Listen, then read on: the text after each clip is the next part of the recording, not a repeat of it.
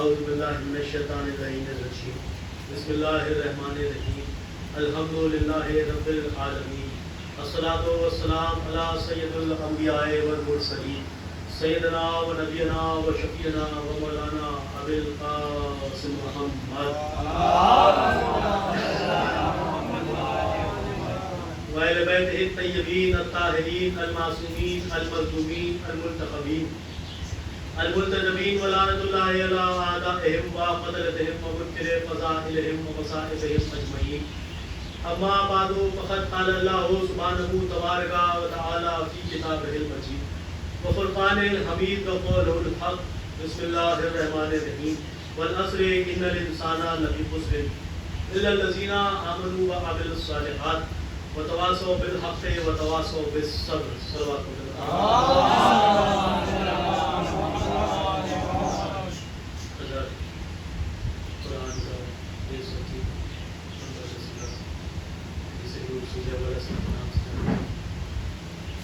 ارشاد رب العزت ہو رہا ہے کہ والعصر ان الانسان لفی خسر، ہر انسان خسارے میں سوائے ان لوگوں کے کہ جو ایمان لانے والے ہیں اور اعمال صالحہ بجا لانے والے ہیں اور آپس میں ایک دوسرے کو حق اور صبر کی وصیت کرنے والے ہیں۔ کل کی مجلس میں نے آپ کے سامنے عرض کیا تھا کہ کس طرح سے اللہ نے اس آیت میں ایک کلیہ بیان کر دیا۔ اللہ نے کلیہ بیان کر دیا کہ ہر انسان خسارے ہو، لیکن اللہ نے کوئی شرط نہیں رکھی کہ وہ انسان خسارے میں نہیں ہوگا کہ جو گورا ہے، کہ جو کالا ہے، جو ہندوستان میں رہتا ہے، کہ جو باہر رہتا ہے، جو عجمی ہے، جو آدمی ہے، جو مکے کا ہے، جو مدینے کا ہے، کسی طرح کی کوئی بھی قید اللہ نے نہیں رکھی۔ اس طرح کی کوئی قید اللہ نے نہیں رکھی۔ قید کس طرح کی رکھی؟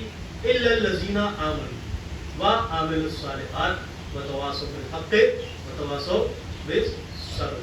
ایسے دیکھیے میں آپ کے سامنے عرض کروں کہ اللہ نے ابھی تک تو میں نے آپ کے سامنے عرض کیا کہ خسارے میں کون تھا، کس چیز کو اللہ نے خسارے میں بیان کیا۔ آج میں آپ کے سامنے عرض کروں کہ کس چیز کو اللہ نے فائدے میں بیان کیا۔ دیکھیے اللہ نے ان لوگوں کو فائدے میں نہیں بتایا کہ جو بڑے بڑے عالیشان بنگلوں میں سونے والے ہیں، وہ لوگ فائدے میں نہیں ہیں جن کے ہاتھوں میں انار حکومت ہے، وہ فائدے میں نہیں ہے کہ جن کے پاس اقتدار ہے، وہ فائدے میں نہیں ہے کہ جن کے پاس درہم و دینار ہے۔ یہ سارے لوگ فائدے میں نہیں ہیں۔ پھر فائدے میں کون نظر آتا ہے؟ تو فائدے میں وہ نظر آئے گا کہ جو ایمان لانے والا ہے، فائدے میں وہ نظر آئے گا کہ جو ایمان لانے والا ہے۔ تو گویا اللہ بتانا چاہ رہا ہے کہ دیکھو اس بات کو سمجھو کہ تم دنیا میں کتنا بھی دولت کما لو، کتنی بھی شہرت کما لو، لیکن میرے نزدیک ہمیشہ خسارے میں رہو گے۔ ایک صلوات پڑھے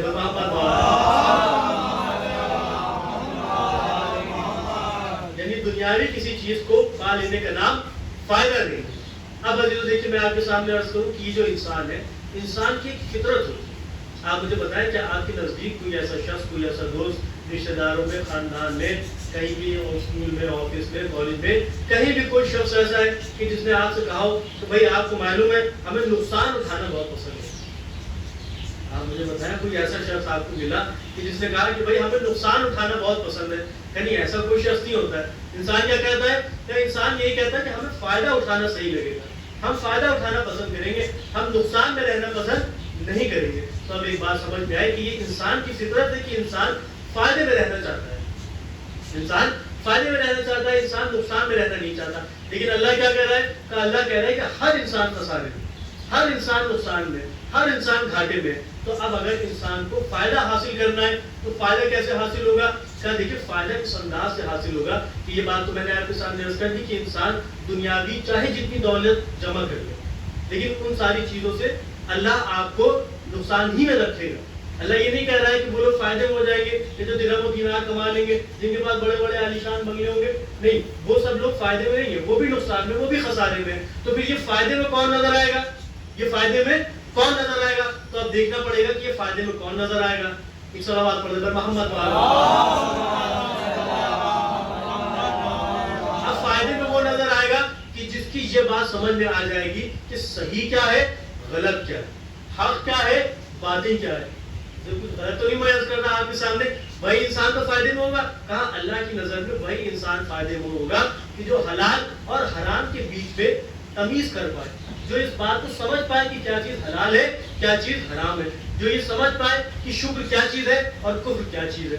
جو انسان ان ساری چیزوں کو سمجھ لے گا اللہ اسے کہے گا کہ یہ فائدے میں ہے. تو اب اگر ہم کو یہ جاننا ہے کہ ہم حلال کو کیسے سمجھے, حرام کو کیسے سمجھے, صحیح کو کیسے سمجھے, غلط کو کیسے سمجھے, تو ہمیں کسی کی ضرورت پڑے گی, ہمیں کسی کی ضرورت پڑے گی. ہم نے کہا پروردگار ہمیں کسی کی ضرورت پڑے گی کہ جو ہمیں بتا سکے کہ صحیح کیا ہے, جو ہمیں بتا سکے کہ غلط کیا ہے, جو ہمیں بتا سکے کہ حلال کیا ہے, جو ہمیں بتا سکے حرام کیا ہے. اللہ نے کہا ٹھیک ہے, اس کا مطلب تمہیں ہادی چاہیے. کہاں ہمیں ہادی چاہیے, ٹھیک ہے. اِنَّا هَدَيْنَاهُ السَّبِيلَ وَإِمَّا شَاكِرًا وَإِمَّا كَفُورًا. دیکھو ہم نے ہدایت کا انتظام کر دیا ہے, ہدایت کا انتظام ہم نے کر دیا ہے. ہم تمہیں اس بات کی رحمت نہیں دے رہے کہ تم بھی اپنے لیے ہادی بناؤ, بلکہ تمہارے لیے ہادی ہم بنائیں گے, تمہارے لیے ہادی ہم بنائیں گے. تمہارے پاس اختیار کیا ہوگا, کہ تمہارے پاس اختیار اب صرف اتنا رہے گا کہ چاہے تو تم اس کو مان کر صف شاکرین میں شامل ہو جاؤ, اور چاہے تو اس کا انکار کر دو اور صف کافرین میں شامل ہو جاؤ. تو اس کا مطلب یہ ہوا کہ اللہ نے کوئی چوائس نہیں رکھی, اللہ نے کوئی چوائس نہیں رکھی. کس طرح کی چوائس نہیں رکھی, کہ اس طرح کی کوئی چوائس نہیں رکھی کہ آپ اپنا رہبر اپنا ہادی خود بنا لیں. اللہ نے آپ کو یہ کام کر کے دے دیا.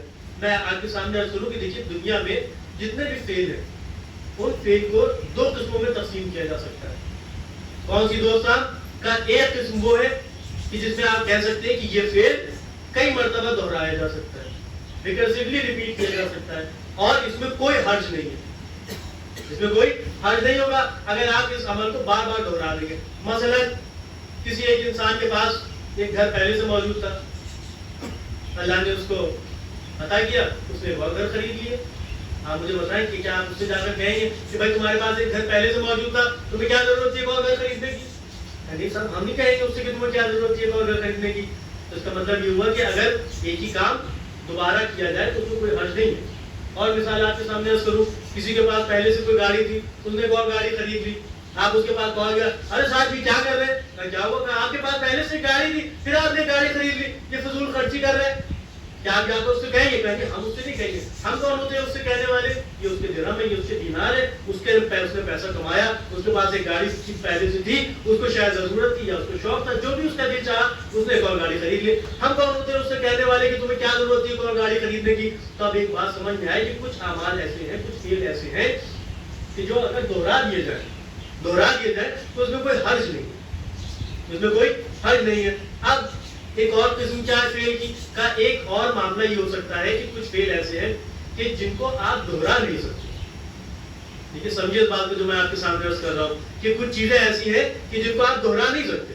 مثلا آپ نماز پڑھتے ہیں, کہاں ہم نماز پڑھتے ہیں, دن میں 5 مرتبہ نماز پڑھتے ہیں, روز 5 مرتبہ نماز پڑھتے ہیں, روز فجر کی نماز پڑھتے ہیں, لیکن کتنی مرتبہ پڑھتے ہیں؟ 2 بار, 3 بار, 4 بار, کہ نہیں ایک ہی بار پڑھتے ہیں.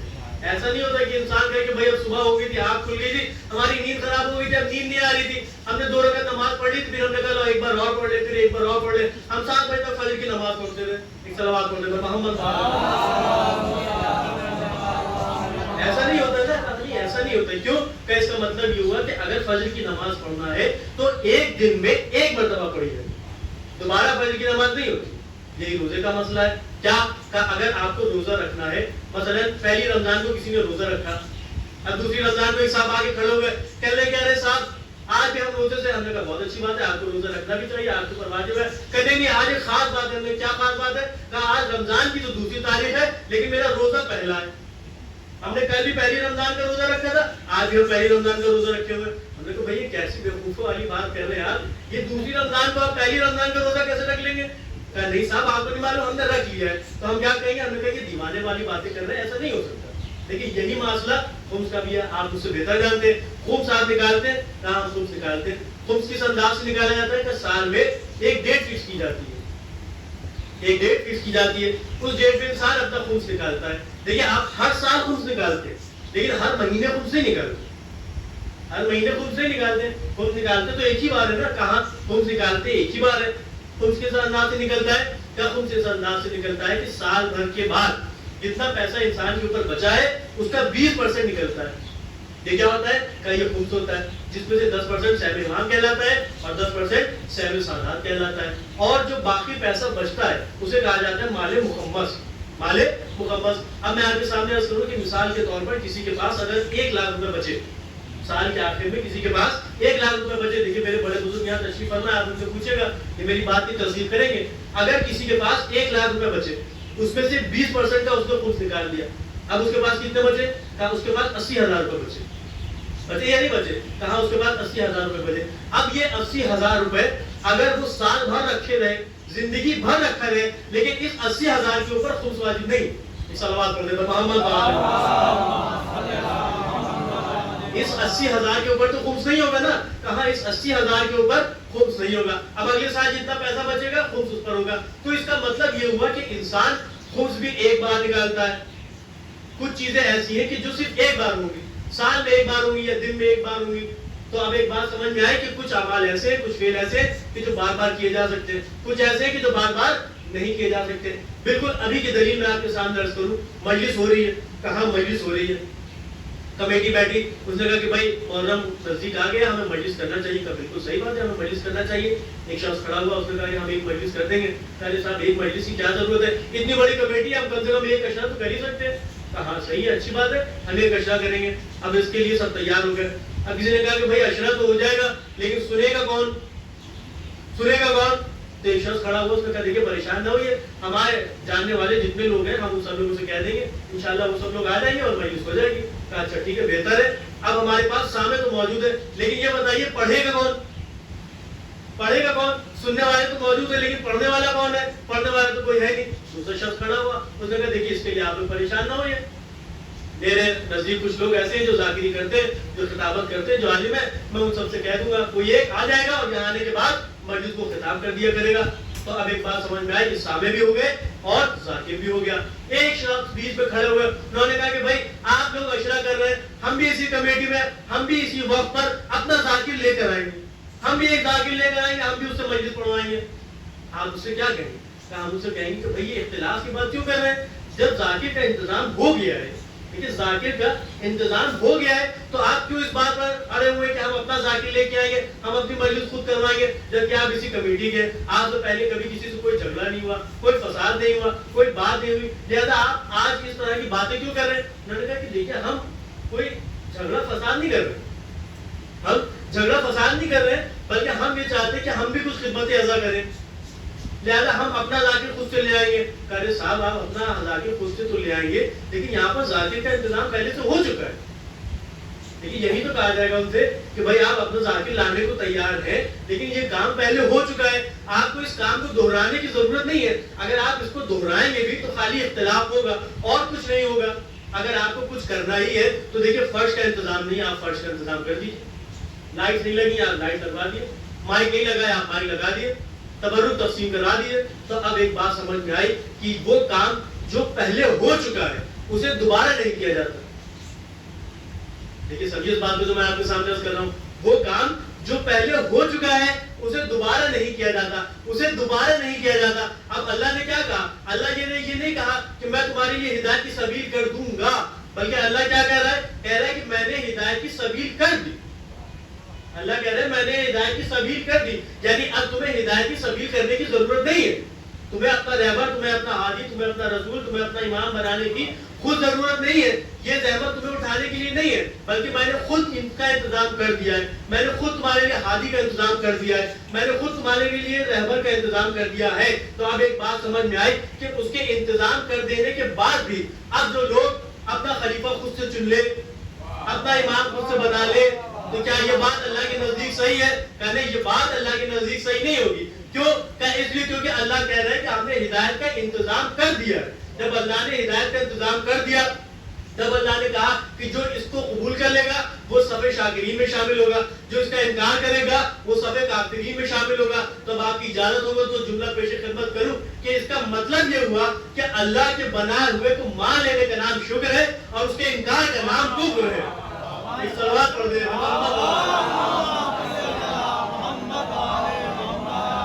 ایک اور صلوات پڑھ دے۔ تو جو دیکھیے میں آپ کے سامنے عرض کروں کہ کل میں میں نے اگر کسی کو یاد ہو تو 2 جملوں کا استعمال کیا تھا، بہت جلدی جلدی آپ کے سامنے عرض کر رہا ہوں کہ میں نے آپ کے سامنے بتایا تھا، اسم کا تذکرہ کیا تھا. اسم کے تذکرے کے بیچ میں نے 2 لفظوں کا استعمال کیا تھا. کیا کہ ایک آپ کے سامنے عرض کیا تھا کہ ایک شے ہوتی ہے اسے کہا جاتا ہے وجود حقیقی، ایک ہوتی ہے وجود ذہنی. فلاسفرز بیان کرتے ہیں کہ کوئی بھی چیز وجود میں آنے سے پہلے یوں کہا جائے کہ ہر چیز کے 4 وجود ہوتے ہیں، 1 نہیں 2 نہیں 3 نہیں 4 وجود ہوتے ہیں. وہ بیان کرتے ہیں کہ یہ جو 3 وجود ہوتے ہیں یہ فائدہ نہیں پہنچاتے، چوتھا وجود فائدہ پہنچاتا ہے. یہ بھی عجیب بات ہے کہ فائدہ کون پہنچاتا ہے؟ کہ چوتھا وجود. وہ وجود کون سے ہے؟ کہ پہلے وجود کا کیا نام ہے؟ کہ پہلے وجود کا نام ہے وجود ذہنی، دوسرے کا کیا نام ہے؟ وجود لسانی، تیسرے کا کیا نام ہے؟ وجود مکتوبی، چوتھے کا کیا نام ہے؟ وجود حقیقی. اب دیکھیے یہ بھی عجیب بات ہے کہ حقیقی بھی چوتھے نمبر پر آتا ہے. ایک صلوات پڑھ دے پر محمد جو حقیقی وجود کہلاتا ہے وہ چوتھے نمبر پر آتا ہے. تو یہ 4 وجود میں نے آپ کے سامنے عرض کیے. وجود ذہنی کیا ہے؟ کہ ہم نے کچھ سوچ لیا یہ وجود ذہنی ہے، کچھ بیان کیا یہ وجود لسانی ہے، کچھ لکھنے لگے یہ کیا ہے؟ کہ یہ وجود مکتوبی ہے.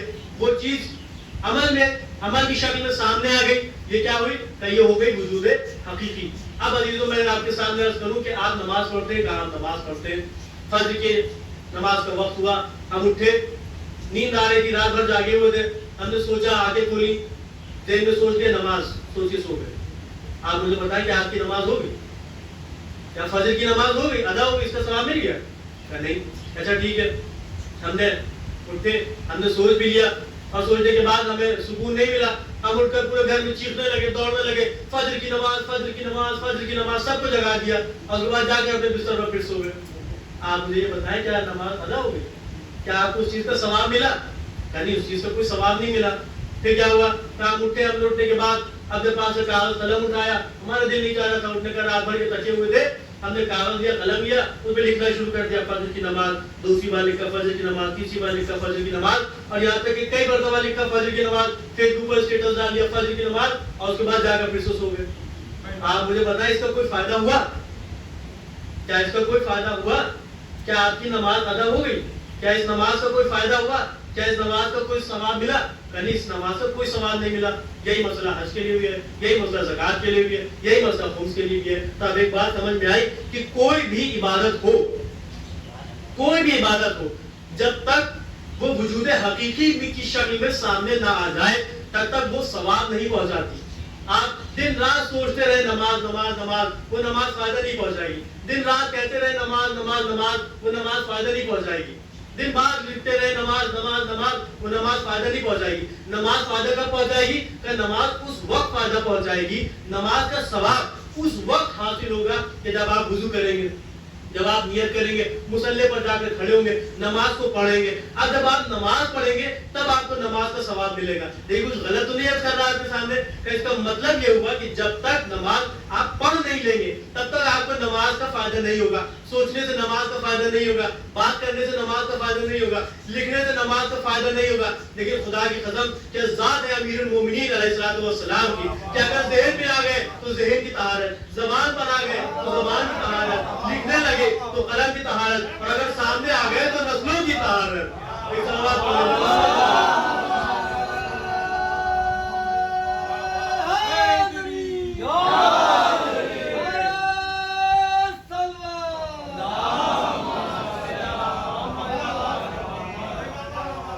یہ ذات ہے مولا مفتخیان کی، کوئی کیا ساتھ نہیں کہ علی کسے کہتے ہیں.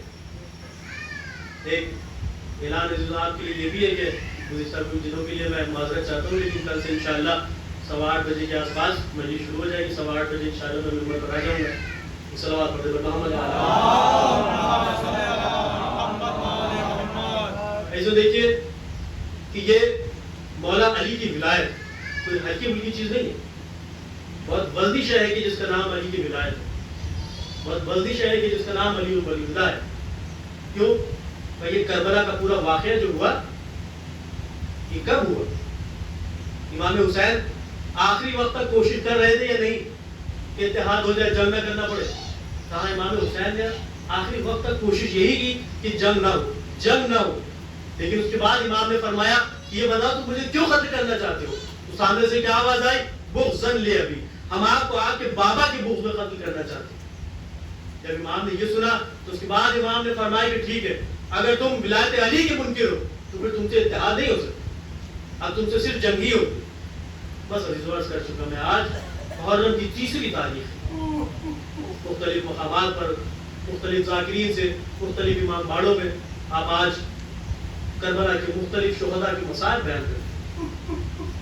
آپ حسین پر گریا کرتے ہیں، اصحاب حسین پر گریا کرتے ہیں۔ جو ایک بڑے عالم دین، ایک ذاکر، ایک کامیاب مجلس کو خطاب کر رہے ہیں۔ جوش خطابت میں انہوں نے کہا کہ اگر کربلا کے میدان میں ہوتا اور امام حسین علیہ السلام مجھے حکم دیتے تو میں بھی حسین کے سامنے جا کر کھڑا ہو جاتا اور آتے وہ سارے تیروں کو اپنے جسم پر روک لیتا۔ یہ کہنے کے بعد وہ اپنے گھر گئے، بستر پر لیتے، آنکھ لگے، سو گئے۔ اب جو سو گئے تو بیان کرتے ہیں کہ اب تمہیں آنکھ کھلا ہے تو میں نے ایک عجیب خواب دیکھا۔ اور کیا کہ میں نے خواب میں دیکھا کہ امام حسین علیہ السلام تشریف لائے۔ امام حسین نے آنے کے بعد مجھے حکم دیا کہ دیکھو میں نماز پڑھنے جا رہا ہوں، تم جا کر سامنے کھڑے ہو جاؤ، اور سامنے سے تیروں کی بارش ہو رہی ہے، سامنے سے تیروں کی بارش ہو رہی ہے، تم سامنے جا کر کھڑے ہو جاؤ اور آتے ہوئے سارے تیروں کو روک لینا۔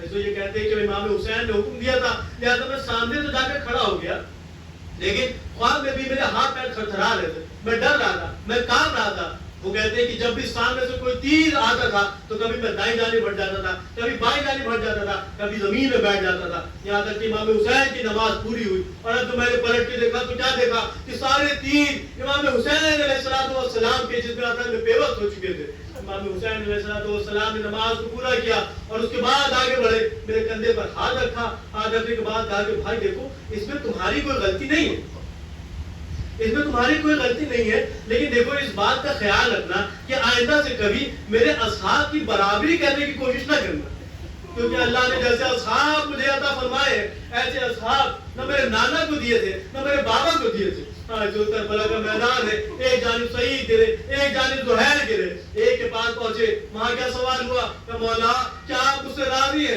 اے سعید میں بھی تم سے راضی ہوں، میرے اللہ بھی تم سے راضی ہے۔ دوسرے کے پاس پہنچے، مولا کیا اجازت ہے کہ روح جسم سے پرواز کرے؟ بسم اللہ و باللہ و فی سبیل اللہ۔ آج جو امام حسین علیہ السلام کے ساتھ کربلا کے میدان میں سعید و زہیر کو شہید کر دیا۔ جب زہیر کی زوجہ کو یہ خبر پہنچی، کسی نے دفن بات کیا، اس نے بتایا کہ کربلا کے میدان میں حسین کو 3 دن کا بھوکا پیاسا شہید کر دیا گیا۔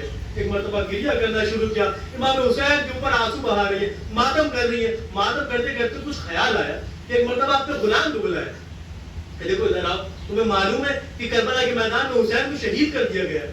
کہا بیوی مجھے معلوم ہے کربلا کے میدان میں علی کے لاڈلے کو قتل کر دیا گیا ہے۔ بی بی حسین 3 دن کے بھوکے پیاسے تھے۔ بی بی آپ کو معلوم ہے حسین کے ساتھ بچے بھی تھے، حسین کے ساتھ عورتیں بھی تھے۔ کہا بے شک تم سچ کہتے ہو، حسین کے ساتھ بچے بھی تھے، حسین کے ساتھ عورتیں بھی تھی۔ حسین کو 3 دن کا بھوکا پیاسا شہید کر دیا گیا، لیکن تم یہ بات مانتے ہو نا کہ دیکھو حسین علی و فاطمہ کے بیٹے کا نام ہے، حسین رسول کے نواسے کا نام ہے۔ ارے حسین کو شہید تو کر دیا گیا تھا، لیکن میں مانتی ہوں کہ ہاں کربلا کے میدان میں کسی نے حسین کو غسل و کفن تو دے دیا ہوگا، کسی نے حسین کے لیے قبر تو بنا دی ہوگی، حسین کو قبر میں تو بیچ دیا گیا ہوگا، لیکن ہاں میرا شوہر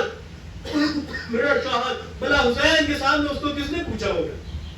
دیکھو میں تمہیں ایک کفن دیتی ہوں، تم یہ کفن لے کے کربلا کے میدان میں چلے جاؤ اور وہاں جانے کے بعد اپنے آقا کو کفن پہنا دینا، غسل دے دینا، کفن پہنا دینا، ایک قبر بنا دینا اور اپنے آقا کو دفن کر دینا۔ یہ غلام اپنے گھر سے چلا، کربلا کی طرف روانہ ہوا اور بہت جلدی واپس آ گیا۔ اپنی مالکہ کے سامنے سر جھکایا کھڑا ہے۔ مالکہ نے کہا کہ یہ بتاؤ تم بہت جلدی آ گئے، کیا تم کفن دے آئے؟ یہ خاموش رہا۔ پھر پوچھا کہ یہ بتا کیا تم کفن دے آیا؟ پھر اس نے کوئی جواب نہیں دیا۔ پھر مالکہ نے پوچھا ارے تو کوئی جواب کیوں نہیں دیتا؟ میں تجھ سے بار بار پوچھ رہی ہوں کہ تو نے اپنے آقا کو کفن دیا یا نہیں دیا، تو کوئی جواب کیوں نہیں دے رہا ہے؟ اس نے سر کو جھکایا، ابا کے دامن سے کفن نکال کے سامنے رکھا۔ اس نے بی بی نے دیکھا کہ یہ کیا قیامت کر دی تو نے، تو کربلا تک گیا اور اپنے آقا کو کفن دے کر نہیں آیا؟ کہ تیرے آقا کا لاشا جلتی ہوئی زمین پر پڑا ہوا ہے، تو کفن لے کر گیا تب بھی تو نے کفن نہیں دیا۔ ارے یہ بتا کیا تو کربلا تک نہیں گیا؟ کہ بی بی میں کربلا سے ہو کر آ رہا ہوں۔ اچھا تو کیا تو کربلا گیا تھا لیکن وہاں کسی نے تجھے کفن دینے سے روک دیا؟ اے بی بی وہاں تو خالی لاشیں ہی نظر آ رہے تھے، بھلا روکنے والا کون تھا؟ اچھا تو کیا تو اپنے آقا کے لاشوں کو نہ پہچان سکا؟ ہاتھوں کو جوڑا، بیوی اتنے سال سے آپ کی غلامی کر رہا ہوں، اتنے سال سے اپنے آقا کی غلامی کر رہا ہوں، بھلا مجھ سے زیادہ میرے آقا کو کون پہچانتا ہوگا؟ کہ تو یہ بتا کہ تو نے یہ کیا قیامت کی؟ تو کربلا تک پہنچ گیا لیکن اس کے باوجود اپنے آقا کو کفن دے کر نہیں آیا، یہ کیا قیامت کی؟ اب جو غلام نے سنا تو زارو قطار رونے لگا، کہتے ہیں اے بی بی آپ کو میں کیا بتاؤں، کربلا کے میدان میں جب میں پہنچا تو میرے ہاتھوں میں کفن تو ایک تھا لیکن وہاں 72 لاشیں نظر آ رہے تھے۔ اے بی بی قیامت ہے قیامت، علی و فاطمہ کا لال کربلا کے میدان میں اس کا لاشیں جلتی ہوئی ریتی پر پڑا ہوا ہے۔ بی بی مجھے شرم آئی کہ کیسے میں اپنے آقا کو غسل و کفن دے دوں اور میرے آقا کے آقا کا لاشا جلتی ہوئی ریتی پر پڑا ہے۔ آپ سے نہ ہو